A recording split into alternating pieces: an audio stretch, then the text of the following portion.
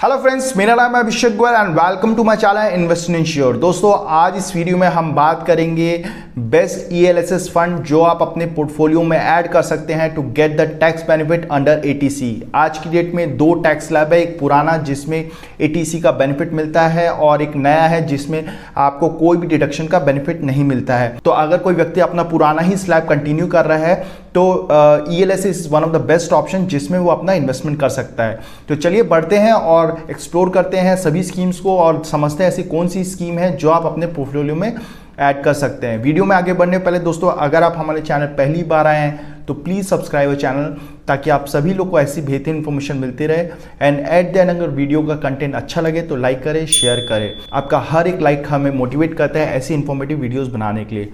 चलिए let's explore the schemes in detail. दोस्तों, आज की डेट में इस कैटेगरी में ऑलमोस्ट 40 स्कीम्स है, जिसमें से अप्रॉक्सीमेटली 80 स्कीम्स को 3 साल से ऊपर हो गया है। कुछ नई स्कीम्स है, तो हमारा जो सिलेक्शन क्राइटेरिया, हम इसमें एक एक करके स्कीम्स को एलिमिनेट करेंगे बेस्ड ऑन सर्टेन क्राइटेरिया, और जो बची हुई 5-6 स्कीम्स है हम उसको डिटेल में एक्सप्लोर करेंगे और फिर आखिर में ये भी बात करेंगे कौन सी स्कीम किसको लेना चाहिए। तो जो इन 40 स्कीम्स में हम जो पहला एलिमिनेशन क्राइटेरिया लगाएंगे, हम इसमें उन स्कीम्स को हटा देंगे जिनका 3 साल पूरा नहीं हुआ है, या फिर बोल सकते हैं जो रिसेंटली लॉन्च हुई है और जिनका AUM 500 करोड़ के नीचे है। तो अगर आप यहाँ पर स्क्रीन में देखेंगे तो जिन स्कीम्स को हमने येलो में हाईलाइट कर रखा है, ये वो स्कीम्स है जिनका 3 साल पूरा नहीं हुआ है या फिर उनका AUM 500 करोड़ के नीचे है। तो हम ये सभी स्कीम्स को यहीं पर एलिमिनेट करेंगे और बची हुई स्कीम्स को नेक्स्ट राउंड पे लेके जाएंगे। तो इस तरह हमारे पास अब 27 स्कीम्स बच गई जो नेक्स्ट राउंड के लिए एलिजिबल है। अब हम ये 27 स्कीम्स के 3 इयर्स, 5 इयर्स और 10 इयर्स के ट्रेलिंग रिटर्न्स को इनके सामने मैप करेंगे, साथ में इनके बेंचमार्क को भी इनके सामने मैप करेंगे और देखेंगे कौन सी स्कीम ने कैसा परफॉर्मेंस किया है। तो अगर आप यहाँ पर स्क्रीन में देखेंगे तो हमने सभी स्कीम्स के सामने उनके 3, 5 और 10 ईयर के ट्रेलिंग रिटर्न्स को मैप कर दिया, साथ में हमने उसके बेंचमार्क के रिटर्न्स को भी मैप कर दिया है।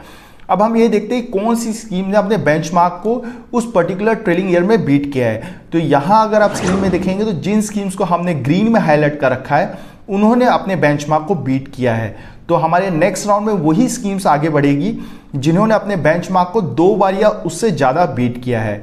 तो इस तरह हमारे पास अब 10 म्यूचुअल फंड बच गए जो नेक्स्ट राउंड के लिए एलिजिबल है। अब हम ये 10 म्यूचुअल फंड के एनुअल रिटर्न्स को उनके बेंचमार्क के एनुअल रिटर्न से कंपेयर करेंगे और देखते हैं कौन सी स्कीम ने अपने एनुअल रिटर्न्स को कितनी बार बीट किया है। तो यहाँ अगर आप स्क्रीन में देखेंगे तो जिन स्कीम्स के रिटर्न्स को हमने ग्रीन में हाईलाइट कर रखा है उसने उस पर्टिकुलर ईयर में अपने बेंचमार्क को बीट किया है। तो ओवरऑल आप अगर यहाँ पर देखेंगे तो SBI, फ्रैंकलिन, HSBC एंड बंधन ये हमें थोड़े से वीक नजर आ रहे हैं। इन्होंने अपने बेंचमार्क को 5 बार या 4 बार ही बीट किया है, वहीं पर बची हुई स्कीम्स ने 6 से 7 बार अपने बेंचमार्क को बीट किया है। तो हम यहाँ पर इन सभी स्कीम्स को एलिमिनेट करेंगे और बची हुई स्कीम्स को नेक्स्ट राउंड पे लेके जाएंगे। चलिए अब ये बची हुई सभी स्कीम्स के हम क्वार्टाइल रैंकिंग को चेक करते हैं और देखते हैं कौन सी स्कीम्स अपने कैटेगरी में कौन से क्वार्टाइल में बनी रही है उस पर्टिकुलर ईयर में।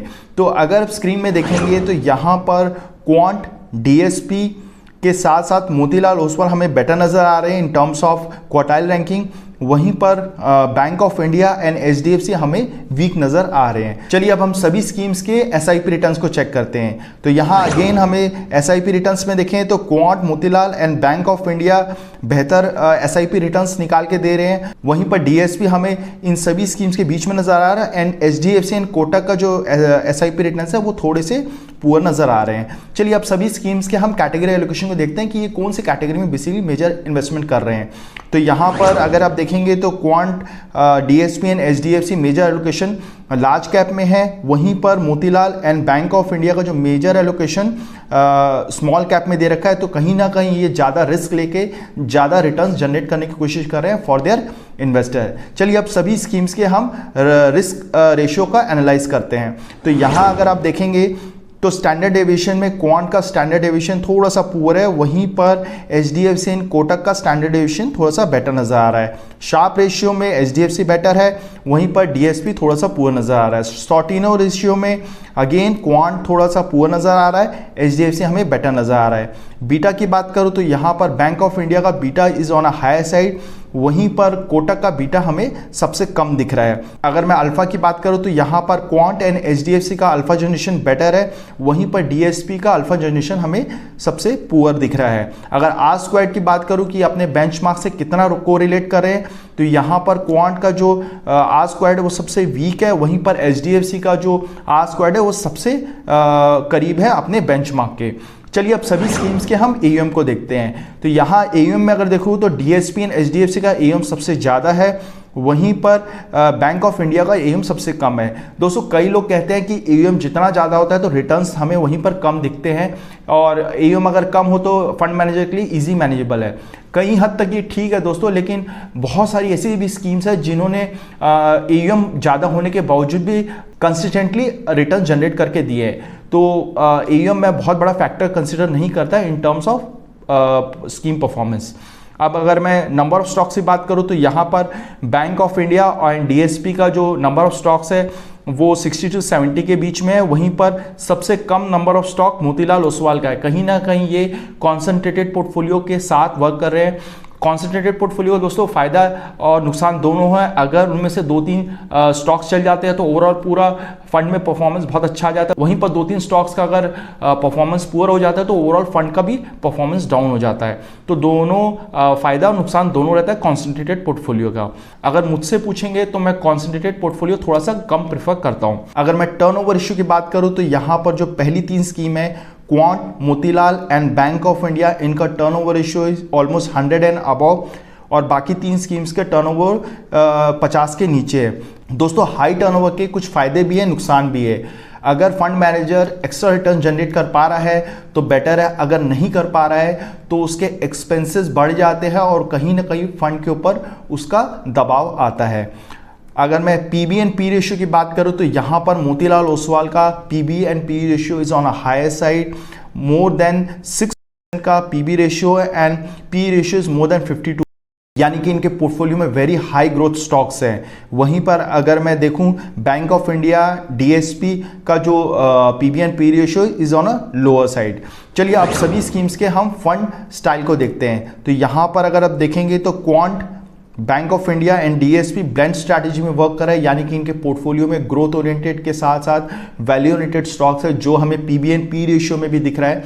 वहीं पर Motilal, HDFC and Kotak growth oriented strategy में वर्क करते दिख रहे हैं। अगर मैं फंड मैनेजर की बात करूं तो यहाँ पर DSP का और कोटक का फंड मैनेजर बहुत समय से इन फंड के साथ जुड़े हुए हैं, तो उनका इन फंड के साथ अच्छा खासा एक्सपीरियंस है। बाकी fund manager recently in fund के साथ एसोसिएटेड हुए हैं। अगर मैं सेक्टर एलोकेशन की बात करूँ तो यहाँ पर ऑलमोस्ट सभी स्कीम्स का जो मेजर सेक्टर एलोकेशन है वो फाइनेंशियल सेक्टर में किया गया है। उसके बाद अगर सेकेंड हाईएस्ट एलोकेशन की बात करूँ तो क्वांट का जो मेजर सेकेंड हाईएस्ट एलोकेशन है वो एनर्जी एंड यूटिलिटीज़ में। इसमें भी दोस्तों जो मेजर एलोकेशन उन्होंने रिलायंस इंडस्ट्रीज़ में दे रखा है।